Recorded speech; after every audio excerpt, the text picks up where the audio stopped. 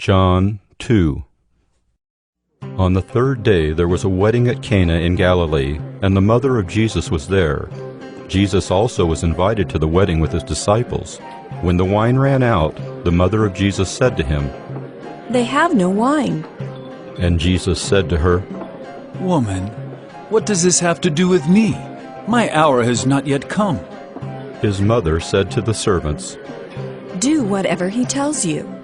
Now there were 6 stone water jars there for the Jewish rites of purification, each holding 20 or 30 gallons.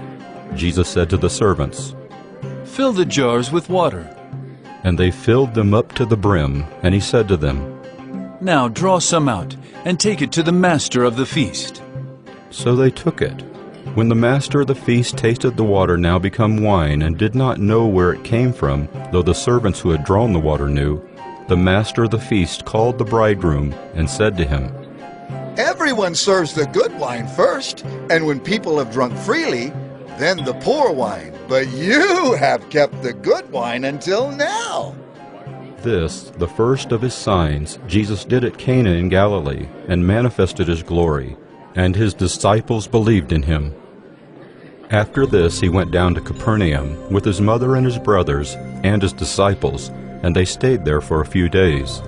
The Passover of the Jews was at hand, and Jesus went up to Jerusalem. In the temple he found those who were selling oxen and sheep and pigeons, and the money changers sitting there. And making a whip of cords, he drove them all out of the temple with the sheep and oxen. And he poured out the coins of the money changers and overturned their tables. And he told those who sold the pigeons, "Take these things away. Do not make my Father's house a house of trade."